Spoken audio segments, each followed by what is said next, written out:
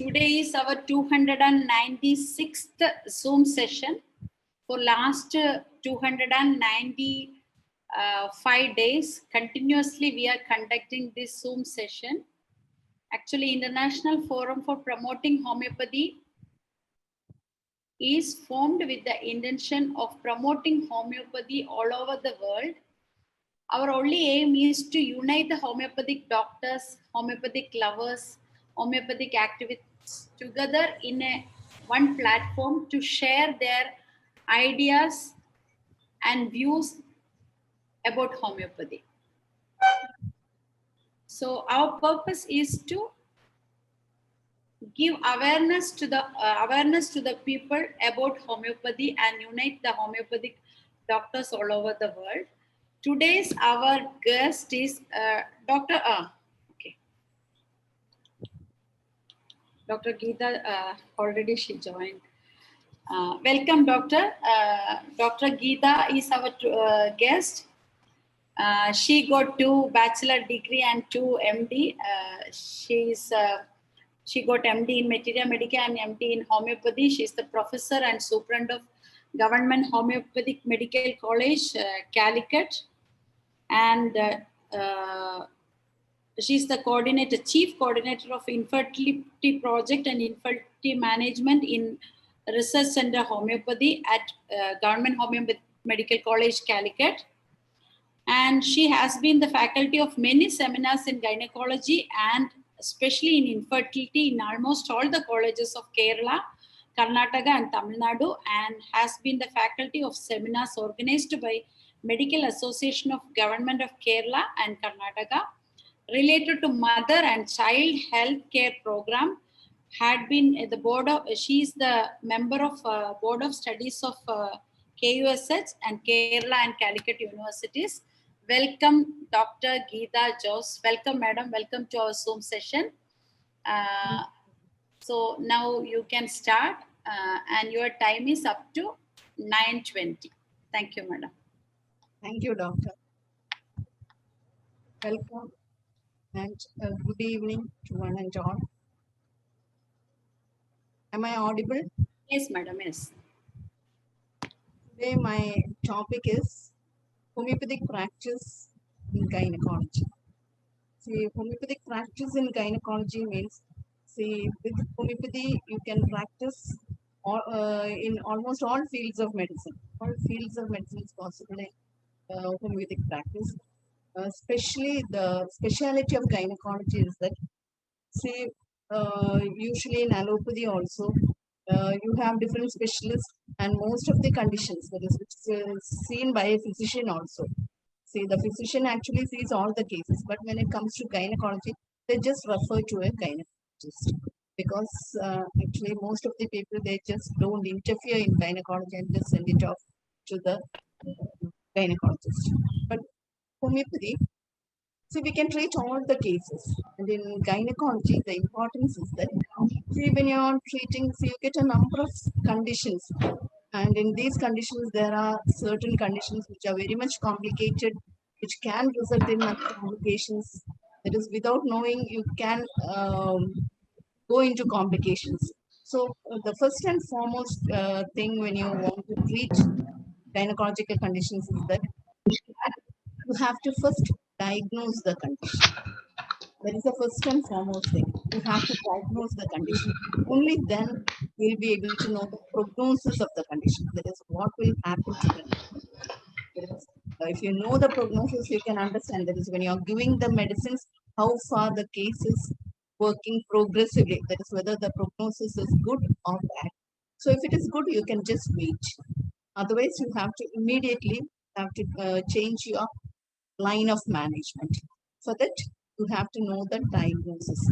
That is, when you know the diagnosis, you'll be knowing the pathology behind it. You'll be knowing the prognosis of the condition. So, in all cases, you have to first of all diagnose the condition. Of course, in homeopathy, just by knowing the symptoms, we can treat the condition. But when you come to gynecology, as I told you, see, there are certain dangerous areas. It will be very likely it can be put into danger. this if you are not aware about it. So I'll just go through. So in this session, I have a very short time comparatively because I'll be able to go through only briefly about all the gynecological conditions. See, the first and foremost, gynecological means it's something related with the uterus, fallopian tubes, ovaries. Uterus means the body of the uterus and the cervix, and something with the vagina, vulva, the urethral region. See, in gynecology, the breast also is Excuse me, there. madam. That. Excuse me, Okay. please. Many comments are coming. It's not clear. You can use a microphone, I think.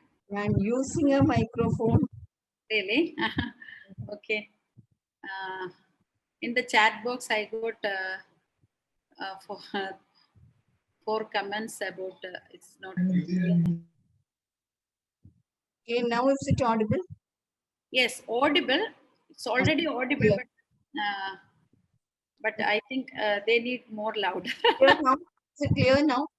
I think when you use the microphone, madam, there is the fan, electric fan or something is creating some disturbance here. So maybe you stop using that microphone and directly use the microphone of the laptop, then it may be better audible. I think now it is better audible. Please continue. I remove the microphone.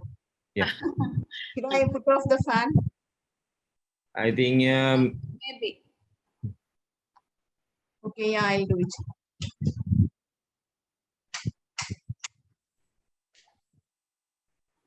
maybe is Easy. Okay, is it audible now? yes, yes. The clarity, what about the clarity? Yeah, it is fine. It's fine now. Okay, okay, then I continue. Should I repeat the whole thing which I said? No need, madam. No You need. can. Okay then. So when you come to the gynecological conditions, so it's something related with the uterus, the fallopian tubes, ovaries, coming downwards, the vagina, vulva, all these things. We are not going into the breast conditions and all, just this condition. See here, see when a patient comes with, see usually in gynecology, the patient will be coming with bleeding, either with bleeding or with a vaginal discharge, something like that. See, whatever it be, see, if it be a vaginal discharge itself, there are a number of conditions related to it. That is why the patient gets a vaginal discharge. When it's a bleeding, there are a number of conditions you have to go through. That is why the patient has come with the bleeding and what will be the cause of that bleeding. So you have to trace back what is the condition. So come to the diagnosis. See, when a patient complains of menorrhagia means that is there'll be the cycle will be regular, but the bleeding will be profuse. See, there are a few conditions which you can think of when a person comes with menorrhagia. See, menorrhagia, you can think of a fibroid. It can be a case of adenomyosis. That is when the body of the uterus is affected with endometriosis. We call it as adenomyosis. So it can be a case of adenomyosis. It can be a case of PID or just a hormonal variation, imbalance in hormones can lead to menorrhagia. Or usually menorrhagia, it will be just a continuous bleeding like that. It can be a case of PCOD. So any of these conditions or just endometrial hyperplasia can lead to a continuous bleeding. That is menorrhagia, cycle regular but continuous bleeding like that. But there will be slight deviations. That is in endometrial hyperplasia and all, the patient will be having a short period of amenorrhea. That is 1 or 2 months amenorrhea followed by continuous bleeding. That you can't call as menorrhagia. In menorrhagia, the cycle will be regular, but profuse bleeding will be there. Of course, in PCOD also you get this short period of amenorrhea followed by continuous bleeding. In some cases, it is usually irregular cycles, but in PCOD, the irregular cycles will lead to an appearance of bleeding. Sometimes it will last, that is, you get a protracted bleeding. Protracted means continuous bleeding like that. That is, it will be increasing and decreasing in quantity like that, and intermittent flow can occur. It will be just getting prolonged like that. Throughout the month, there will be bleeding. So it can occur like that. So whatever be the condition, you have to analyze each and every symptom. Then the next symptom that comes in our way is dysmenorrhea. See, dysmenorrhea, you have a simple dysmenorrhea. That is, it's very simple because there's no, there won't be any pathology. Usually without any pathology, you get a spasmodic dysmenorrhea. That is spasmodic dysmenorrhea means the patient will be having very severe pain associated with nausea, vomiting. The patient can even faint with the pain. It will be very severe, but actually when you look into the pathology, there won't be much pathology behind it. Usually there won't be, you can consider it without pathology. The only pathologies you can get are just a fibroid in the cervical region, or a polyp in the cervical region, or cicatrix formation in the cervical region. These are the only pathologies you can assess in a spasmodic dysmenorrhea. See, that usually occurs in young girls, the spasmodic dysmenorrhea. They'll be having very severe pains. So there you have to think that these are the only pathologies that can occur. That is, the reason is when the cervix, that is when the menstrual blood is squeezed past through the improperly dilated cervix, you get this pain. The pain is elicited, that is a spasmodic type of pain. It is just the spasmodic pain. So you call it a spasmodic dysmenorrhea. And the duration of pain, it will be of a short-lasting nature. Just a few hours pain. That is, it won't go beyond 12 hours, just a few hours pain. But during this pain, the pain will be very intense. That is, the patient will be almost collapsing in some cases. So that is spasmodic dysmenorrhea, but it's less dangerous because the pathology is very less.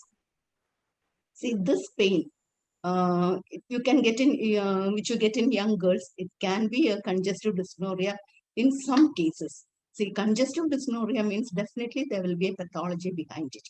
And in congestive dysmenorrhea, the pain will be lasting for more than 24 hours. See, the classical pattern of congestive dysmenorrhea is that it starts a day or two before the onset of menstruation, and it will be persisting throughout the days of flow. That is, with the flow, there will be relief of pain. Relief means the intensity of pain will be getting reduced, but the pain will be there. So it will be, that is a classical picture. That is, it will be persisting throughout the days of flow. So even though there is a classical picture, it can occur in another form. That is, it can occur on the first day. That is, before, I told you, it can start a day or two before the onset. It can occur just on the first day or on the second day. Anyway, it will be persisting for more than 24 hours. When you should consider it as a congestive dysmenorrhea. So in congestive dysmenorrhea, always there will be a definite pathology behind it. And in a young girl, if she's having a congestive dysmenorrhea, you should rule out endometriosis, because see, endometriosis, the age incidence is between 35 and 40. Still, it can occur in young girls also. And nowadays, endometriosis in young girls, the percentage is increasing. The presence of endometriosis in young girls is increasing, and that also usually in the newly married couples. See, the newly married couples, they wait conception for some time due to certain reasons, their own personal reasons, they'll be waiting, and it gradually goes on to the presence of or the occurrence of endometriosis. And later, when they think of getting conceived, they come with infertility. So that's a commonly seen condition. That is when pregnancy is being evaded due to certain reasons. So in young girls also, we have to think of endometriosis. See, endometriosis means that is the presence of ectopic endometrium. It is the normal site of endometrium is the intrauterine cavity. The inner lining layer of the uterus is the endometrium. And actually the exact cause is not found, but endometrium is seen, it can be seen either in the myometrium. When it's seen in the myometrium, you call it as adenomyosis. It can be seen anywhere in the pelvic cavity. That is in the ovaries. In the ovaries, when it comes, you call it as chocolate cyst of the ovary. Then it can occur in the pelvic cavity, and you call it as pelvic endometriosis. So like that, anywhere in the, then you have its occurrence in the uterosacral ligaments. So that is the endometriosis of the uterosacral ligaments. And here, in fertility, you come across this condition. The patient will be complaining of severe dyspareunia. So dyspareunia, when it's seen in the uterosacral ligaments, it can be seen in the rectal wall, on the bladder wall, etc. When the patient will be having severe ineffectual urging for stool or urine at the time of menstruation, that is related to menstruation, either during or at the close of menstruation, the patient will complain. So these symptoms you have to be aware of. There is an endometriosis. See, the endometriosis, it can be seen anywhere in the body. You get it in the lungs also. When it's seen in the lungs, it's manifested as pleural effusion. You get effusion in the lungs. Effusion, but the patient will not be having any previous respiratory complaints or anything, but during menstruation, the patient will be having this effusion. And wherever the endometriotic tissue is there, it responds to the hormones of the body. It is to whatever hormones the normal endometrium responds, to that, this ectopic endometrium also responds. So because of that, see, it can occur in the subcutaneous tissue. See, some ladies will be complaining of patches on the skin, which gets, it occurs only at the time of menstruation. You get reddish patches, which becomes deeper in color, and gradually, as menstruation ceases, it fades away. But at the time of menstruation, it will be very tense and tender at the time. So that is nothing but subcutaneous endometriosis. So there also the endometriotic tissue responds to the hormonal influence. So you can see it in any part of the body, anywhere in the body, endometriosis can occur. So that you have to be aware of. That is, whenever a patient complains of an abnormal tenderness or redness or something anywhere, or just a growth-like structure somewhere which is red in consistency, definitely you have, it can appear in the vulva also, in the round ligaments, everywhere, anywhere it can appear. So when you come across such conditions, you have to ask the patient whether it has any relationship with menstruation. So if it's getting aggravated during menstruation, you have to your mind, it can be a case of endometriosis. So like that, when you think of this congestive dysmenorrhea, one condition is endometriosis. Usually in adenomyosis, you get this congestive, that is, in adenomyosis, the condition is the patient will be having a progressive menorrhagia and congestive dysmenorrhea. That is usually seen in ladies between the age of 35 and 40. In such ladies, when you get such a condition, that is a progressive, that is, it will be of a recent onset, because with each menstruation, the pain will be increasing. Along with that, the bleeding also will be increasing. The quantity of menorrhagia, the quantity of blood will be increasing during each menstruation. So very soon the patient will be approaching a doctor, because it's the the ages between 35 and 40. So the patient herself will be anxious about it. So very soon she'll be approaching a doctor. So you can see the complaint occurs, it will be of a recent onset. Definitely you can think of adenomyosis. And in the chocolate cyst of the ovaries, the patient will be having initially a one-sided pain. That is, the congestive dysmenorrhea will be there, but it will be either on the left iliac fossa or the right iliac fossa, on any one side. And gradually, the pain will be coming on both sides. And in pelvic endometriosis, the pain will be felt at the center, the hypogastrium. The pain will be present at the hypogastrium. And gradually, as the disease progresses, the patient will be having a constant pain in the lower abdomen. It is both in pelvic endometriosis as well as in ovarian endometriosis. In both these, the patient will be in the later period, she'll be having a constant pain in the lower abdomen. And that, see, usually when you take the usual investigation you do is a USG. See, in endometriosis, the thing is that in USG, if the ovaries are affected, you will be able to understand it. That will be you get the picture in the USG. Also, in adenomyosis, you get the picture. That is, there'll be a heterogeneous endometrium, and you can think it's adenomyosis. Whereas if it's seen in the pelvic cavity, or if there are adhesions in the ovaries, in the uterus and all, there is the ovaries will get adheres to the uterus or to the pelvic fascias and all. There is a peculiarity of endometriosis, and the pain of endometriosis is very, very severe. See, usually it gets aggravated during menstruation, but as the condition gets aggravated, as the disease progresses, the patient will be having a constant pain in the lower abdomen, which gets aggravated during the time of menstruation. And the pain is very, very severe. Very severe means, see, it is said that the pain of cancer, a patient who gets pain in cancer, it is the same pain the patient feels. And when you analyze endometriosis, it has all the features of malignancy, but it's not a malignant condition. It's a benign condition, because it has a capacity to infiltrate the adjacent structure, which is a feature of malignancy. Then it causes adhesions. That's also a feature of malignancy, but still it's not considered as a malignant condition. It's a benign condition. Still all the features of malignancy are there. So the patient will be suffering much A person with endometriosis will be suffering too much with it. So the only way is that, see, the gold standard diagnosis of endometriosis is nothing but laparoscopical investigation. That is, by laparoscopy, you can just see the case, you can watch the condition with your eyes, or by a laparotomy, that is opening the abdomen. So these are said to be the gold standard diagnosis, because this pelvic endometriosis and all, it won't be understood in the USG also. Only in MRI, to a certain extent, you can diagnose the condition. In MRI, not completely, but to a certain extent, you'll be able to diagnose endometriosis.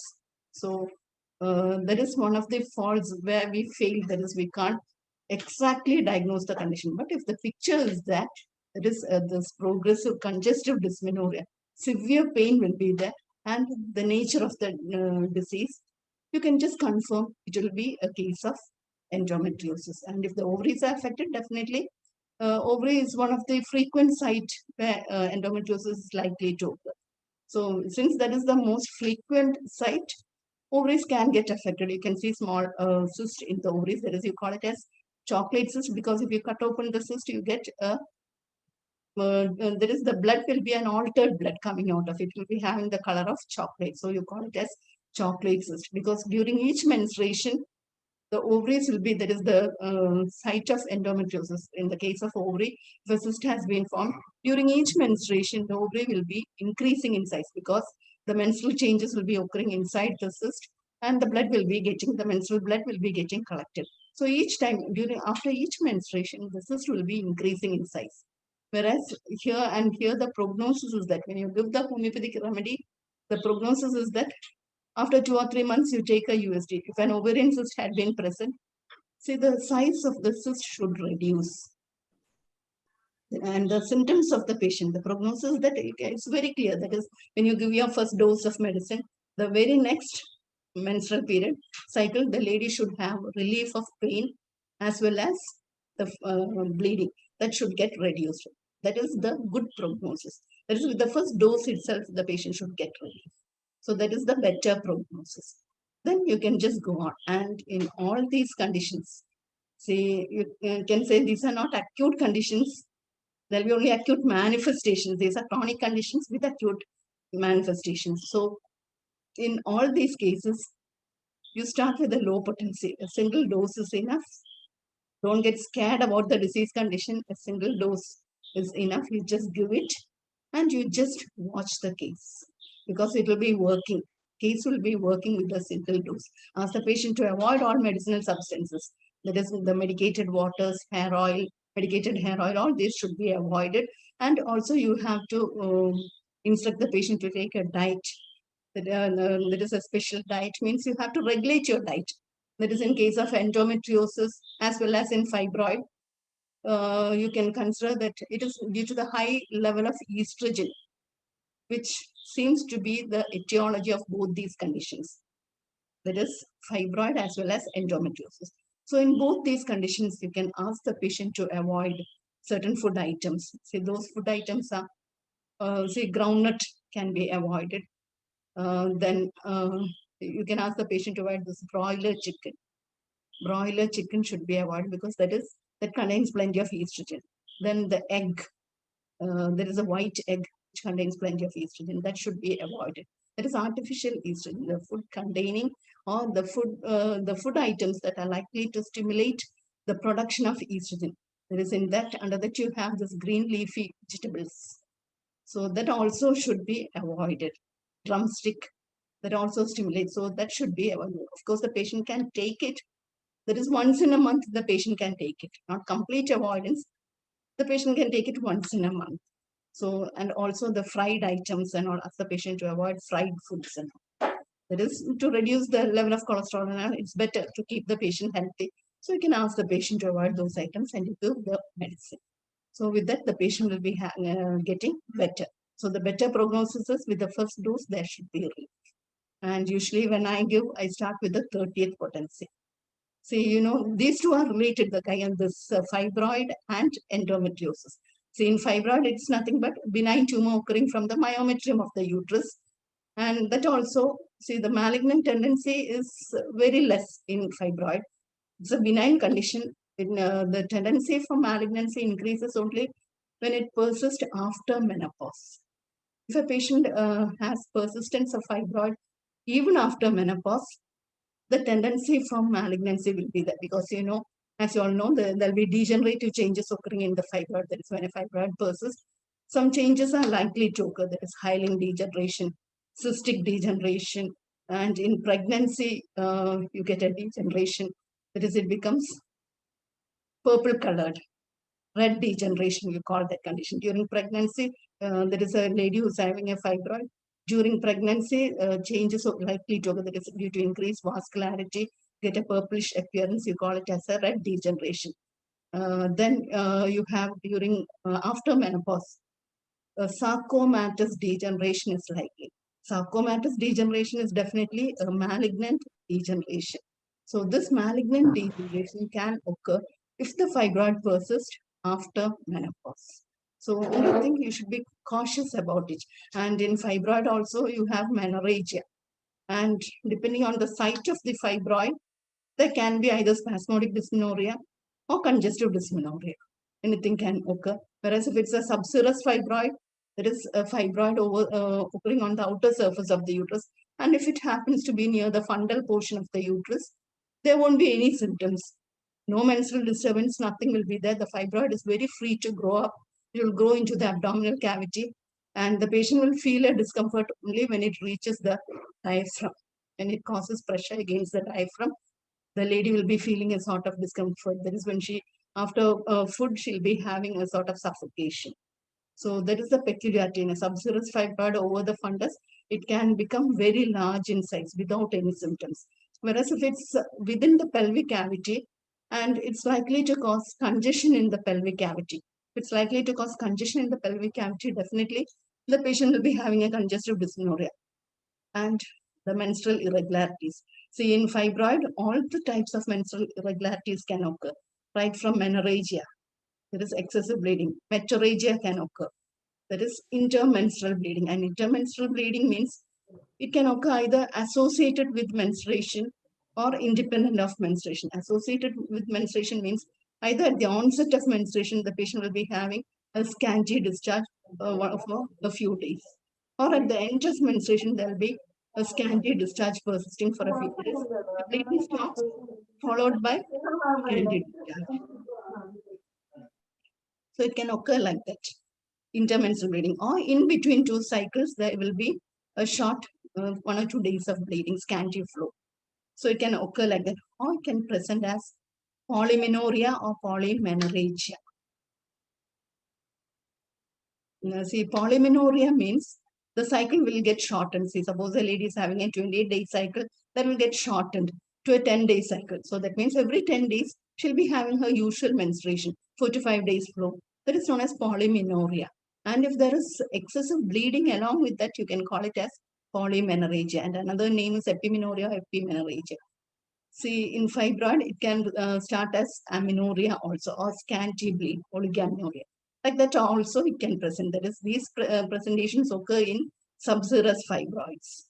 So anyway, the bleeding will be there. There can be menstrual disturbances plus pain. See, the fibroid as such, it's a painless condition. Only these pains will be there, and fibroid becomes painful only if some changes occur, degenerative changes occur in the fibroid. So you can palpate per abdomen. If a fibroid is very large enough, you can palpate it per abdominally, and you'll be able to see it has a firm feel. You can feel the firm mass. It will be painless. Even though it becomes very large, it will be painless in consistency. But if degenerative changes occur, it becomes painful. Also in acute conditions, even torsion of the fibroid can occur, or rupture of the capsule when it becomes an acute condition. Severe pain occurs, acute pain occurs. So otherwise, when you palpate, there will be pain in degenerative conditions. See, there also we have medicines.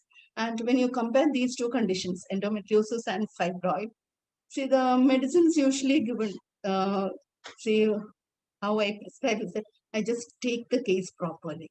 See, don't get scared or attracted by the name or the diagnosis of the disease. You just take the case of the patient before.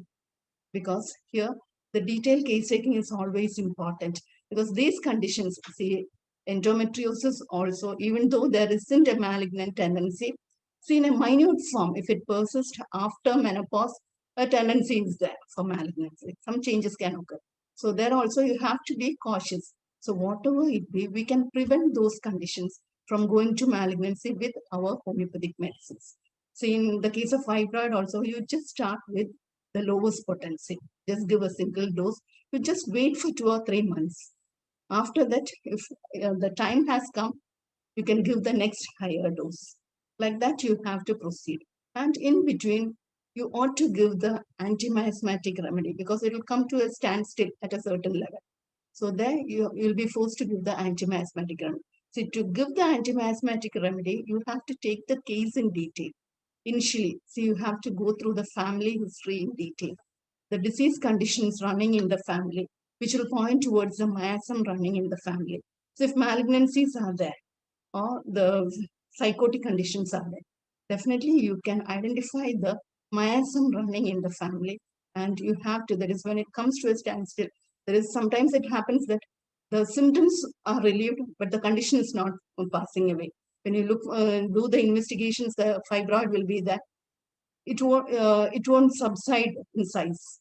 Definitely, you give the anti-miasmatic remedy and then you proceed. And Medornum is one important anti-miasmatic remedy. And the importance of Medornum is that if there's a malignant tendency also, we can prevent it with Medornum. Medornum actually prevents the condition from going to malignancy. So Medornum is a very, very important remedy in the treatment of fibroid. Then Tuja as an antipsychotic you can give, but Medornum prevents it from going to malignancy. So you give the Medornum, and after next 2 or 3 months, you can start from the 30th potency. And I'm insisting on these because, see, when a new growth occurs, in case of new growths, always it said you start with the low potency. The low potency works. So you start with the low potency. Then gradually you can go up. So directly, and in case of fibroid, endometriosis, and all, another important thing is that suppose you're giving the 1M potency initially itself. That is before going to the 30 or 200 potency, if you start with the 1M potency, what happens is that, say, suppose it happened to be the simillimum, there will be a relief of all the symptoms, but the condition will persist. The fibroid will remain as such. Right from the beginning, the patient will be having relief of all the symptoms, but the condition will persist. So that is one thing to encounter with. So always in the case of new growth, start with the low potency. Then you go higher when you can see that in the next USGs, the size will be getting reduced. So during this time, you just give only the placebos during the intervening period. And in between, if the patient gets any symptoms, any other research, any acute condition or something like that, you can just give a biochemic. Or else, if a bleeding has occurred, you can either give biochemic or some tinctures can be given at the time. Don't interfere with the remedy which you have given. So don't interfere with the action of that remedy. So for that, we can give a tincture, and that also not in large quantities. There is maximum 5 drops. Like that you can give. Or in divided dose form you can give. Even biochemics will stop the bleeding. So like that you can try. In between, if anything happens, always just watch the case.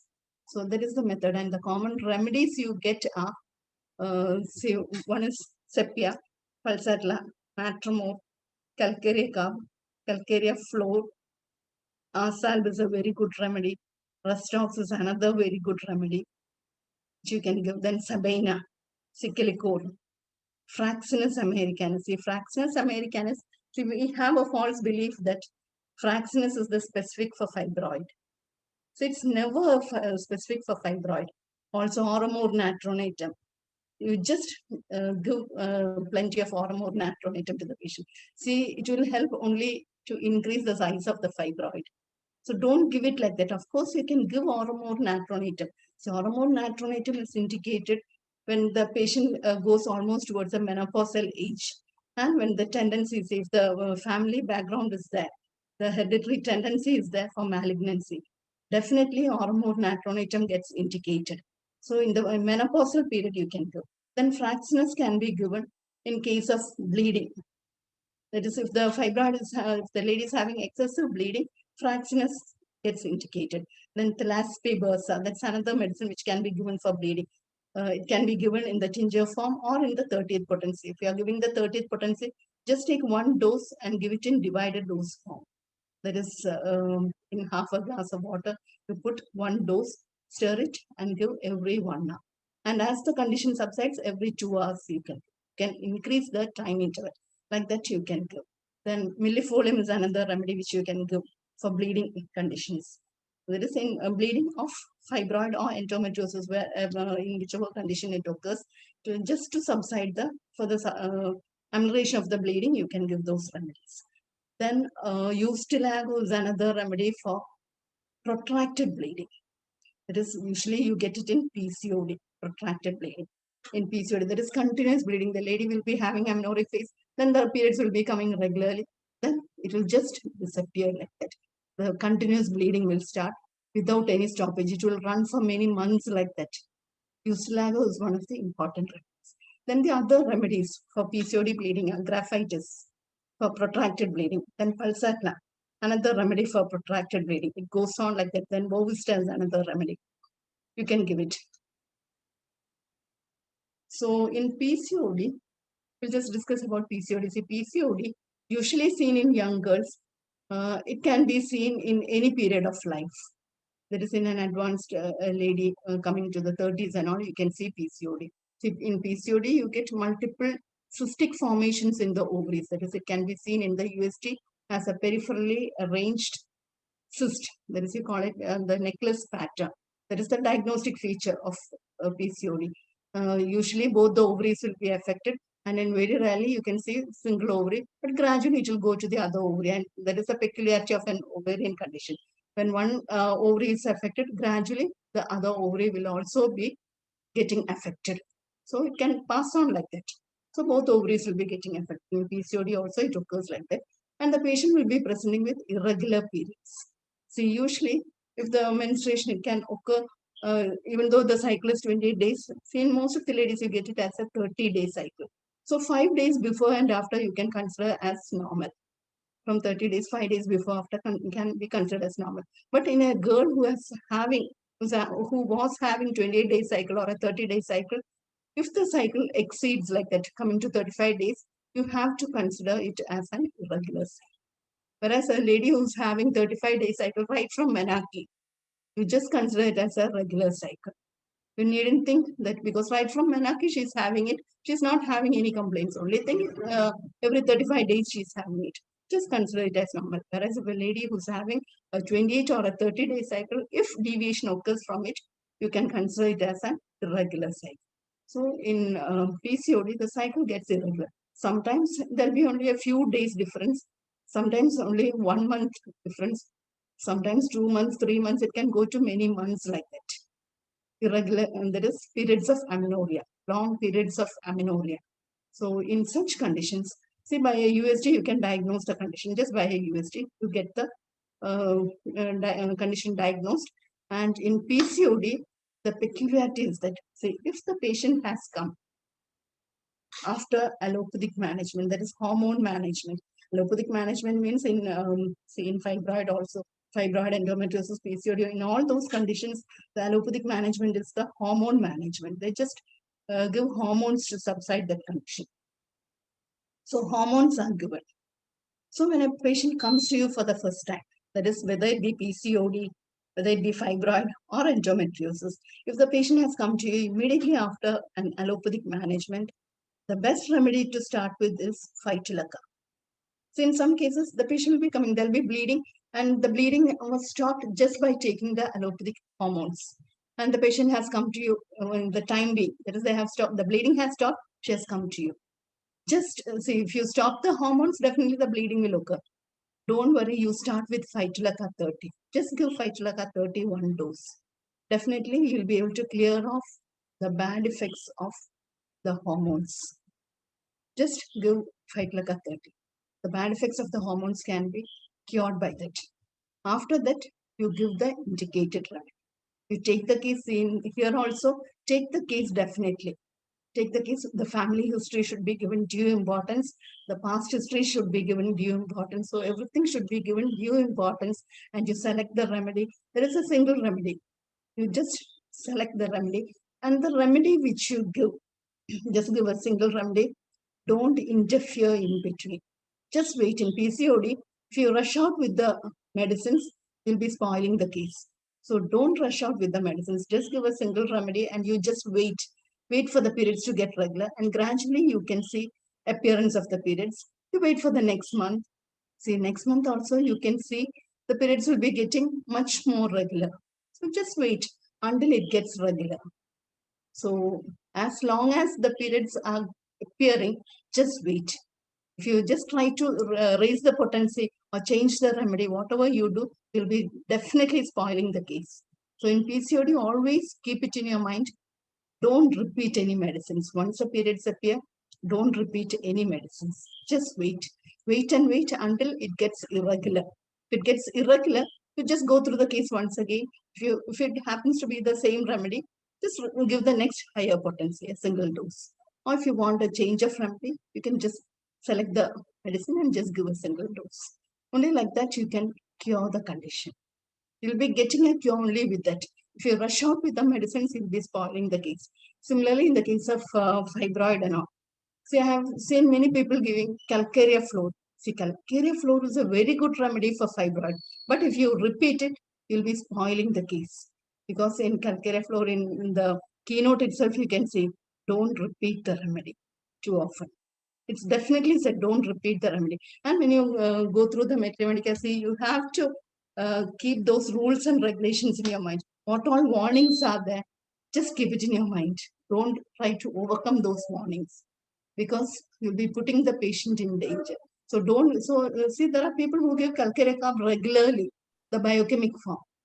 Calcarea carb regularly they'll be giving and they'll be spoiling the case. That is, the fibroid will increase in size, it will go to complications. That is, the degenerative changes and all will be occurring in the fibroid. So don't do that.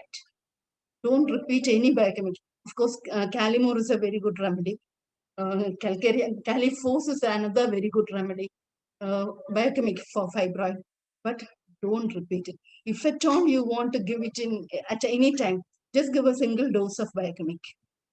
Don't give the next dose also. Just a single dose of the biochemic is enough to give a cure.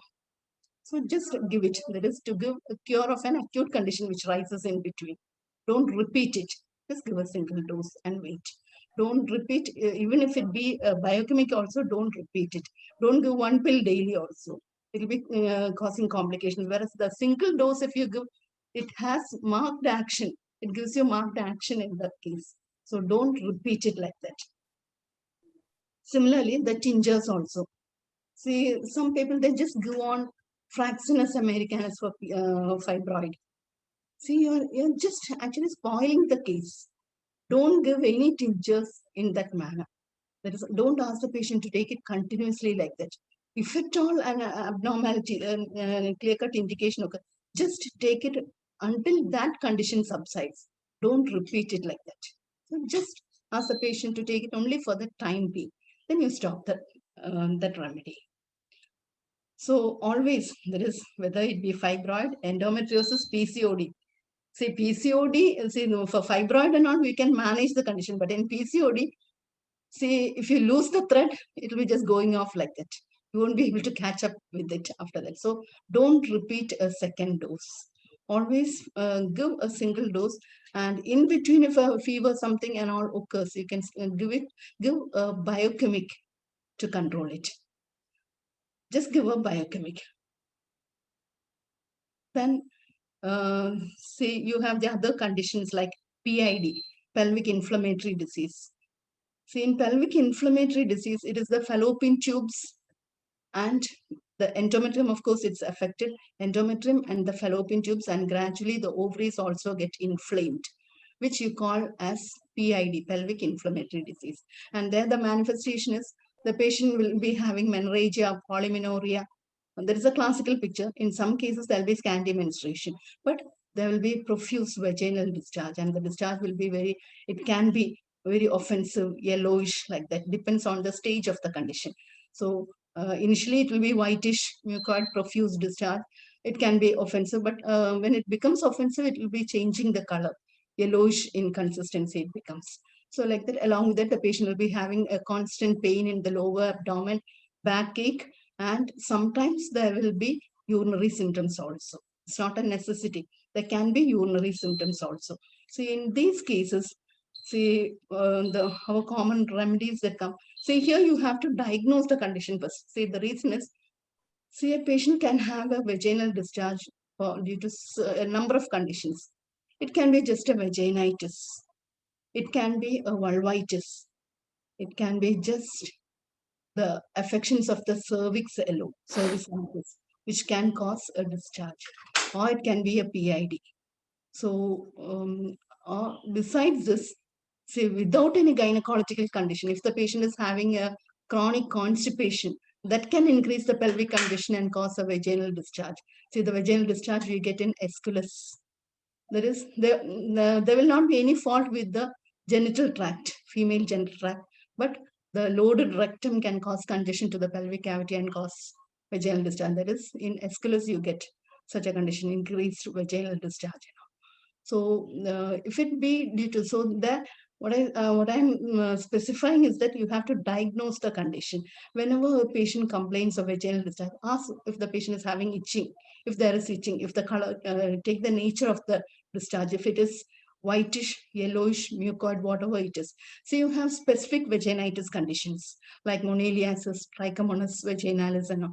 See, in specific vaginitis, what you get is that, so in moniliasis, of course, the lady will be having a thick white curd-like discharge. There'll be severe pruritus will be there.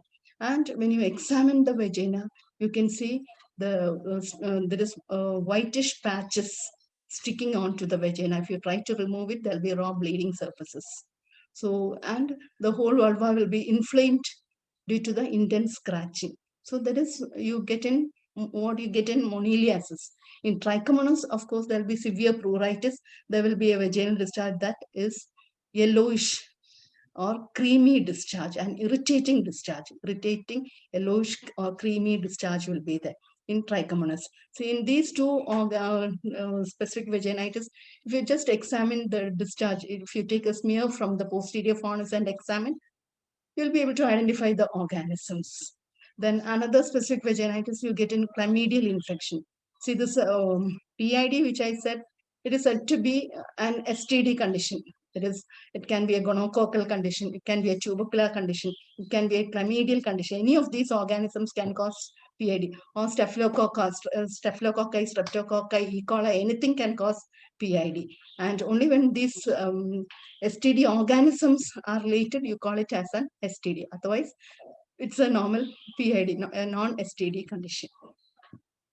So if it happens to be a PID, you have to differentiate it from vaginitis or cervicitis.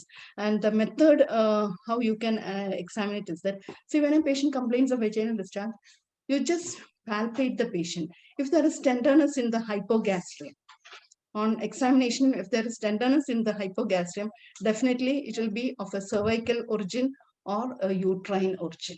Either cervix or the uterus will be affected. So that is the condition. Whereas if there is any tenderness in the hypogastrium, but the patient is having profuse discharge, something related to the vagina, it will be vaginitis or vulvitis. So that's how you can identify the condition. So when such a condition occurs, you differentiate the condition or try to diagnose the condition.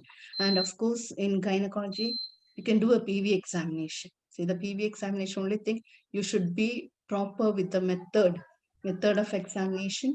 And also, you shouldn't introduce an organism from outside into the patient. That is, when you're doing the PV examination, you should maintain all hygienic procedures. That is, you should use a sterile gloved hand. And if you're introducing a speculum, that should be sterile. Any other instrument, if you're introducing, that should be sterile. So it should be a sterile method of examination. The patient should be laid on a clean and hygienic place, table, and you have to do the examinations. So by PV examination, you can. So in all cases, it's better you diagnose the condition and treat it. And here the medicines coming for PID. See, the common medicines are, one is sepia, then graphitis, salb is another medicine. Then you have natramor, medornum, calcarea carb. Say in fibroid, I think I didn't mention calcarea carb. See, calcarea carb, calcarea fluor, calcarea iodide, all these are very good medicines for fibroid also. And when you're giving calcarea iodide, be cautious. It is very specific and it has a deep, and it's a very deep acting remedy in the case of fibroid. So just give minimum dose. If you're giving the 3x potency, just give it in the minimum form. Otherwise, there will be an aggravation of the condition. Then another important thing I want to reveal is that now when we are giving this salb in plenty of doses, see, all my fibroid cases, patients who are taking salb, they're getting an aggravation of the condition. See, the fibroid will increase in size definitely. If that is, if the patient, say, when I tell them to observe all the precautions, that is, don't take any medicated things and all, and if they take fibroid and this ASAP, definitely the fibroid will increase in size. Otherwise, if you don't ask them to, if you don't give any restrictions to the patient and give ASAP, definitely they will survive because there won't be any complications, because they'll be taking coffee, they'll be taking all the medicated waters and all the medicated oils and all. In such cases, the patient will not be affected adversely. Otherwise, the patient will be affected adversely if the patient follows all the restrictions and take ourselves. In many cases have come to me. During the lockdown period, they couldn't come to me. So by the time they had got ourselves, they had taken, and definitely after that, when you take the USG, the fibroid might have increased 2 or 3 fold times like that. So it's very difficult for me to treat those cases, because when you're treating fibroid itself, when you're giving ASAL, say suppose you have given ASAL and the patient is getting relief, and you just wait, don't repeat the second dose, just wait like that. Otherwise, what happens is that just wait for at least 3 months. Otherwise, what happens is that if you give a medicine, give ASAL or repeat on the higher potency before 3 months, definitely you can see the size of the fibroid will increase. It will increase in size definitely. Whereas if you don't give any remedies, even after 4 months, the size will be getting reduced. But in between, if you rush out with the remedy, the size will increase. So it's always seen. In my practice, I've always seen this. There are certain remedies, and such dangerous remedies. One is ASAL, then calcarea fluor is another remedy, calcarea iodide is another remedy. So be cautious when you're giving these remedies for fibroid. That is, in whatever gynecological conditions you're giving, just be cautious about it. Then you have another condition, prolapse, uterine prolapse. Since the time has the time exceeded, just a few minutes. Yeah, you can continue for a few minutes. Okay, okay, thank you. Say in the case of prolapse, see, prolapse you can identify, you can diagnose the condition only by a PV examination. Only by PV, because when you take a USG also, in most of the cases, they don't mention the prolapsed condition. So, and also, you know, as you know, prolapse can be of the anterior vaginal wall, of the posterior vaginal wall, or of the uterus. In all these cases, the patient will be having a mass protruding through the vagina. Of course, it can be the bladder coming down, the bladder wall coming down, or it can be the uterus coming down. So you can differentiate it only by doing the PV examination. And if it is the anterior vaginal wall, if the upper part of the upper 2/3 of the anterior vaginal wall comes down, the bladder protrudes through that. And we call it as the cystocele. And if it is the lower 1/3 of the anterior vaginal wall coming down, the urethra comes down through it. You call it as the urethrocele. And in the case of the posterior wall, the lower 2/3 comes down. You call it as the rectocele, and the upper 1/3 it is the enterocele. And if the uterus is coming down, see, when the bladder comes down, see, just by exposing the vulva, you won't be able to say whether it is the bladder or the uterus that is coming down. Because when you see the bladder bulging out like a bulb, you'll be able to see it come bulging out like that. You'll be having an impression it is the cervix that's coming out. No, it won't be the cervix, it will be the bladder that's coming out. You just push up the protruded part, the prolapsed portion, and you'll be able to differentiate whether it is the uterus or the bladder that is coming out. And if it is the uterus, definitely you have the first degree, second degree, third degree, and the fourth degree is the procedentia, the whole of the uterus. And of course, we have definite medicines for all these conditions for this prolapse. And for prolapse, as you know, Sepia is one important medicine. Restox is another very important remedy. Then you have Helonius, Lilium tig, Alatris farnosa. A number of remedies are there. A number of remedies are there for prolapse. Anyway, even procedentia can be cured. That is usually seen in old ladies because they will not be prepared. That is, their health will not be sufficient enough to withstand an operative management. Definitely, you can treat those conditions with medicines alone. Just give the indicated remedy, and in youngsters or in middle-aged people, and ask the patient to do proper exercise, because one of the important factors, the excess abdominal fat can lead to prolapse. So ask the patient to reduce the abdominal fat. So ask the patient to do the exercise, avoid lifting weight, heavy things. Ask the patient not to lift up heavy things. Also, lifting small children also should be told to them, because some people, they say that they are not lifting anything, but they'll be carrying the child, a 2-year-old child like that. So that's a heavy weight, because when you think of carrying a child, you don't think that you are lifting the weight. So that you have to remind them. Don't lift up a child. So that should be specified. Also, when they are washing their clothes, don't lift up the clothes, very heavy clothes, and ask them not to lift up the heavy clothes. So that should be specified to them. And you give the remedies. And Restox, as you know, so immediately after labor, if a lady has prolapse, Restox is the first remedy, because the stress and strain of labor, the ligament strain, the stretching of the ligaments and all can lead to prolapse. So Restox is the first remedy there. And of course, all the other remedies are also indicated, but when it refers to the stress and strain of labor, Restox comes as the first remedy. So you can give it like that. So these are the remedies you can give. And say usually, even though these remedies are indicated in these conditions, don't try this one after the other. You take the case, and what is the remedy that points to that case, to that particular case, you just give that remedy. That is the remedy for that particular patient. Even though these remedies have indications, for each and every case, just give that remedy. So don't connect it with the diagnosis and the remedy. Just select it. That is, you think about the etiology and then give the remedy. So can I stop the class? Yes, madam, we can stop it, because we have an steering committee meeting immediately after this session, because our 300th day of our continuous Zoom meetings will be on 27th, which we need to decide how to celebrate that. So we have an important meeting today. Okay. Then I thank everybody, especially Dr. Shaji Kudier, for inviting me to this session. Yesterday also, I came here because of my classmate also.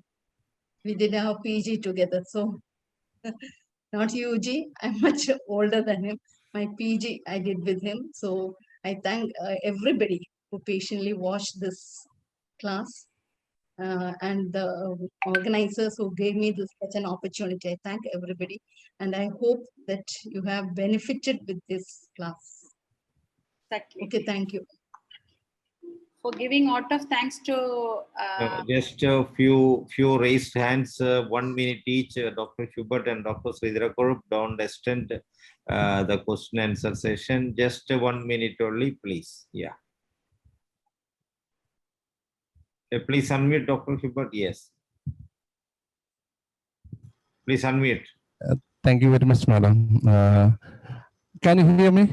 Yes. Very wonderful class. Very wonderful class.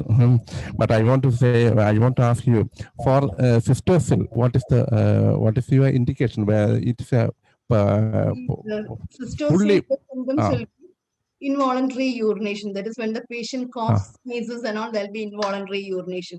Sepia is one important remedy. Then you have natrum or spongia. Fully prolapsed case. Now keeping with pessary. Pessary, they done pessary for to manage it. Those are not permanent cures. Pessary treatment are not at all cures for such prolapses. Only the homeopathic management is the best. Because in pessary, when you use it, it will cause compression of the site, and ulcer formations and all are likely if it persists, if you keep those pessaries for a long period of time. So the better management is also the patient will not be having any uneasiness if you give the homeopathic remedy. See, very soon, within days, the patient will be getting relieved in case of cystocytoma, because that involuntary urination will be very soon disappearing. Just give Sepia 30. This is a third-degree prolapse. Third-degree prolapse with a rectocele. Yeah, of course, you can manage it, whatever be the complication. If there is anterior vaginal wall, posterior vaginal wall, and uterine prolapse, you can manage it like this way.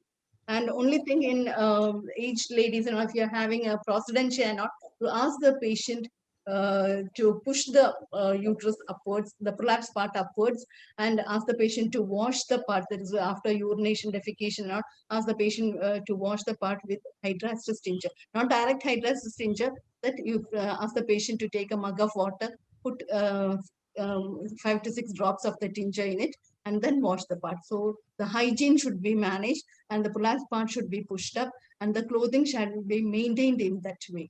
That is, tight undergarments can be used, or a pad can be kept. Thank you. Thank you. Prevent the part from coming down. Thank you. Thank you. Hello. Whether you can, or whether it is audible? Yeah. Yes. Yes, I have 2 questions only. I will finish at the earliest within 1 or 2 minutes. The first one is that what is the medicine for fungus? Nowadays, so many ladies are coming with fungal infections. Yeah. What is your opinion about fungus? See, for For fungal me, it is infections, difficult to treat. yeah, That's why I'm asking. Asal is one very important remedy. Asal. Then Sepia is another remedy. Graphite is still another remedy. Sulfur, another remedy. Soranum, another remedy. You just give the remedy and ask the patient to wash the part. Say for fungal infection, ask the patient to wash the part with there is a homeopathic lotion, either hydrastis or it can be echinacea tincture. Anything can be used. That is, don't pour the medicine in plenty. Just 5 to 6 drops in a mug of water, lukewarm water, and ask the patient to apply. And in fungus conditions, it's better to ask the patient to wash the part and soak it dry with a clean cloth, sterile clean cloth. And then if to prevent the itching, ask the patient to apply calendula powder. It can be applied, calendula powder. And usually in our college, we used to give vaginal douche. But according to Hahnemann, vaginal douche is not a good method of management. Say for vaginal douche, we use hydrastis tincture. We have a douche apparatus and we just give a washout, and that will give an immediate relief for the itching of the vagina. So in our college, we use it. A vaginal douche is given. And then, or else if the patient doesn't want the douche, you can just provide it like that. That is, wash the part with hydrastis tincture, lotion of hydrastis, and then soak it dry. And if as long as moisture is there, there'll be severe itching. That's why I told you can use the calendula powder. Okay. My second question is dyspareunia. How you manage dyspareunia? So many causes are many, but how you manage? Because most of the questions you are answered, but these questions I like to. Yeah, dyspareunia, there can be a pathology behind it, or just a functional condition it can be. See, pathology, as I told you, endometriosis is one condition, PID is another condition where dyspareunia occurs. The functional condition is it can be a vaginismus. Just a vaginismus can cause dyspareunia. For those conditions, Sepia is one very important remedy. Sepia is very good for dyspareunia. And if it happens to be a pathological condition, you have to treat that pathological condition. Whereas in functional conditions, you can give Sepia. Platina is another remedy for dyspareunia. Oh, okay, thank you, madam. Very excellent answer, and your deliberations were extremely good. Thank you very much. Thank you, Shaji Kudiyat and the. Okay, sir. Dr. Josai, sir. Dr. Josai. Okay, thank you very much. Thank you, Dr. Josai. Thank you, Geeta Jos, for your wonderful presentation. Thank you, Joseph. Because after a long time, we are hearing such a presentation. In many homeopathic seminars and everywhere, what we hear is use of mother tinctures, use of many remedies, you repeating often. All these nonsenses are going on in a big way, and people are highlighting it and glorifying it, and we don't know what is the result. See, I can't actually, go by any of those things. yeah. I So the prefer main thing is, if the these are the mistakes which most of the doctors commit, and that's one of the reasons why the percentage of success of such doctors are very less. Even what we see is, if a remedy helps, they keep on giving it repeatedly for a long time without switching on to the miasmatic remedy, which can give a clear-cut reduction of the cyst or a fibroid or something like that. So many people are forgetting the miasmatic aspect of the diseases. That's one of the most pitiful condition. Even though we study the chronic disease and everything, many people don't know when to switch over to the miasmatic remedy. That's very important. Yeah, And my remedies, it works wonders in our cases. yeah. Actually, when I was in the college, I have seen some students giving these remedies, especially MD students who are giving, who had their thesis on rheumatoid arthritis and all. They keep on giving Rostox for some time. There is relief, symptomatic relief. But when they switch on to Medorinum or Thuja, they see a marvelous reduction in the RA factor, ASO, and everything. So these parts are yet to be highlighted in a proper way, actually. In many seminars, we don't hear this. That's a pitiful condition. And I think if people follow these 3-4 things, like seldom use mother tinctures, seldom repeat the remedy, give only single remedy, then go to the miasmatic remedy when the superficial symptoms are over. So these are things which can improve their practice and the percentage of success also. Okay, anyway, very good. I'm proud to be your classmate. Thank you. Okay, thank you. Dr. Bhadran, sir. Thank you, sir, for the chance given me to comment in this issue. First of all, I extend my sincere thanks to Dr. Geeta Jose for her excellent presentation, especially to warn elders and youngsters for repetition of medicine, which has done so much harm to patients than for cure, especially for potencies, biochemics, and tinctures also. I'd like to know, I have a case of 1.5 years aged female patient. She has constant desire to masturbate, not by rubbing the thighs together, or when the parent carries the child, they'll try to rub the vulva against their body. And I have given him and caladium, and the case approached me only one month back, but still it doesn't get relieved. Can you suggest a medicine, madam? What is the mind of the person, of the child? She's social and smiling. See, I think a staphysagria will do good if the child is highly irritable, stubborn, or else platina will work. Child is very... Platina you tried. Yeah, platina. Let me see. I shall try staphysagria. Okay. See, it depends on the mind. Thank you, madam. Give importance to the mind of the patient also. Okay, Dr. Manoj. Of course. Dr. Manoj.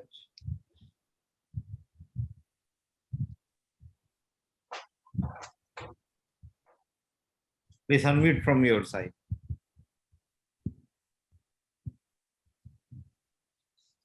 Dr. Manoj, you please unmute from your side.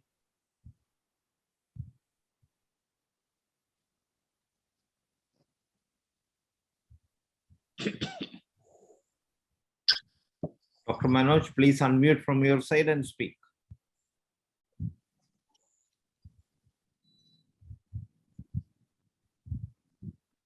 Please unmute from your side and speak.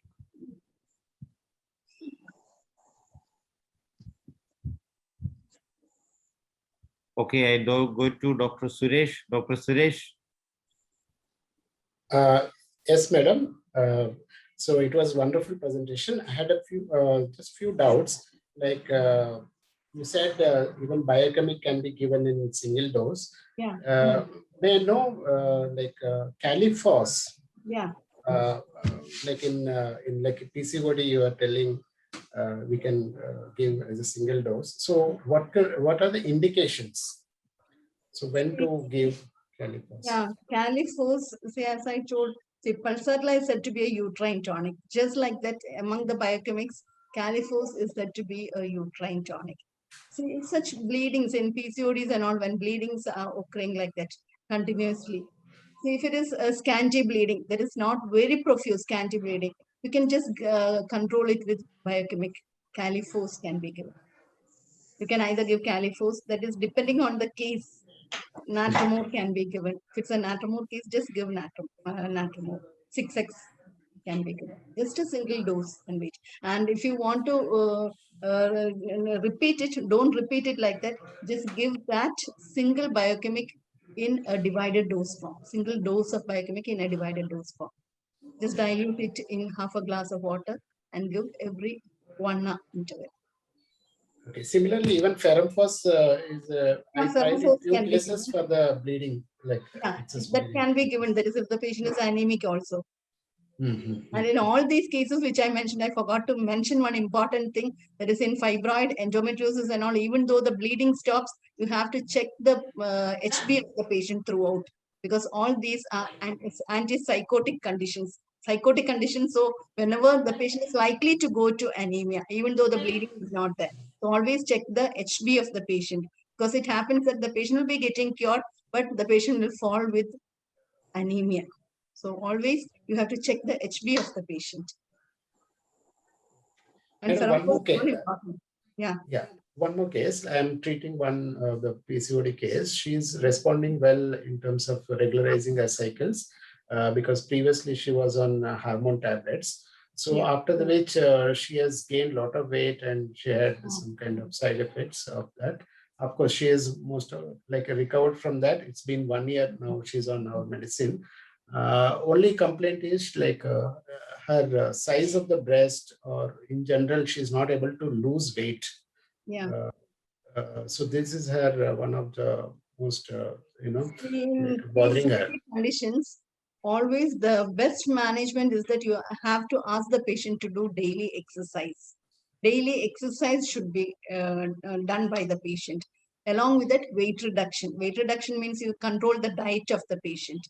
There is excess of fat, fried foods, and as I said, the chicken, broiler chicken should be avoided. Eggs should be avoided. Then the sweet items like chocolate, sweets, bakery items, all those should be avoided by the patient. Ask the patient to take plenty of fruits and vegetables. That's the ideal way. The weight reduction will occur definitely. You have to keep the patient in proper diet and exercise. Okay. Thank you. Dr. Lokmani Gupta, please 1 minute. 1 minute only, please.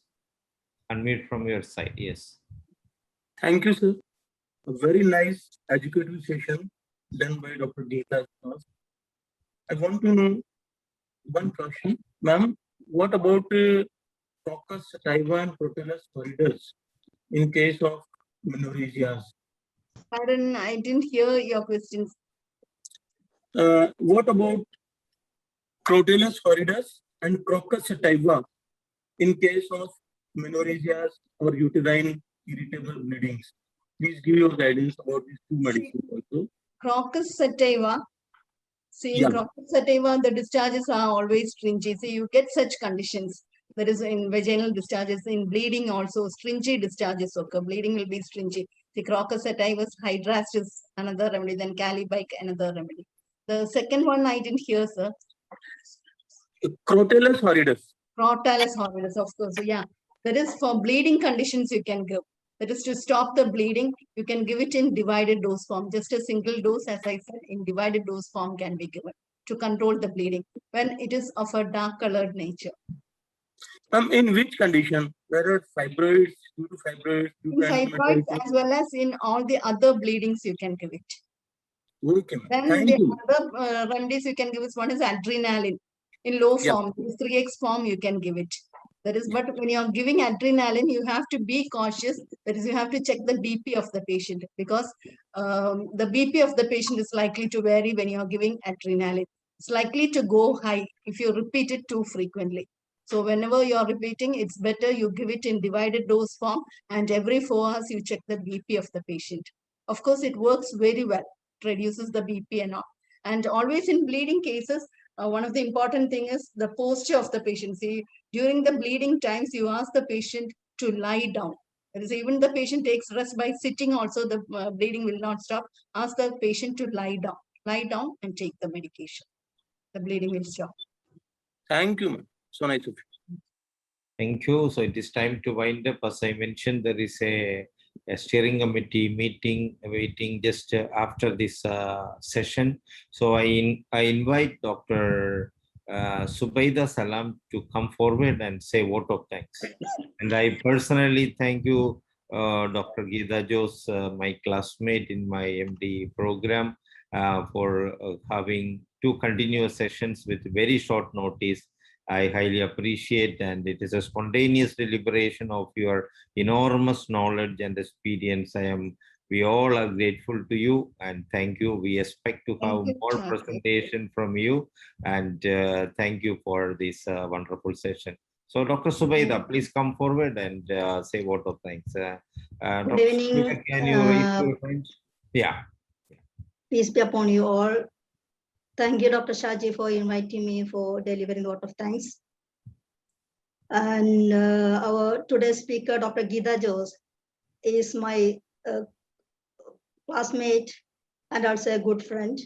And also we are colleague in Government Homeopathic Medical College, Kozhikode. And thank you, Dr. Geeta, for your very great presentation. Thank you. In between your busy schedule at the hospital and at your home, you have spent your time to share with us, means sharing your experiences, and even can say even you're stressing on the principles of homeopathy, what you have studied regarding the single medicine and the dosage, all this. It's a very nice and very great presentation. Thank you very much for this presentation. And another thing, since this is a platform of both eminent doctors, homeopathic doctors, and also ordinary people, I hope this section will be exposing the opportunity of homeopathic management in gynecological cases, and even for the local people also, because it's both the doctors and the ordinary people are participating in this platform. So you are exposing the opportunity of homeopathic treatment in gynecology. Again, thank you. And another thing, I don't know, Dr. said sir is today in our group. It will be ungrateful if I don't say a word of gratitude to Dr. Our said sir is our teacher, who had dedicated his life for homeopathy and for the Ifph, even in this busy schedule and during this, we think he's old, but he's mentally and physically he's younger than us, I believe. And may God bless him. And also I extend my sincere thanks to the leaders of Ifph for working hard to bring this homeopathic world under a single umbrella. So it's a great, it's a great work. I thank you, all of them. And my sincere thanks to all the participants who are present in today's session. And thank you all. Thank you.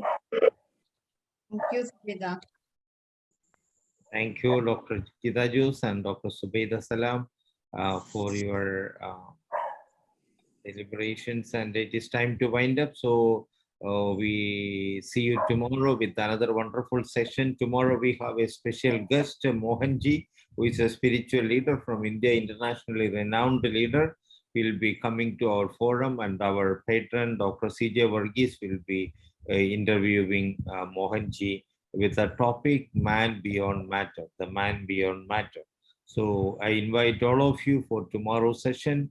And we wind up today's session. Thank you all for those who participated today. See you again tomorrow, same time. And all the steering committee members are reminded to join the special link sent through the steering committee group, and those who are others with who are part of our organizing committee for the 300th day celebrations. With this, we wind up today's session. Thank you. Good night. See you again tomorrow. Bye-bye.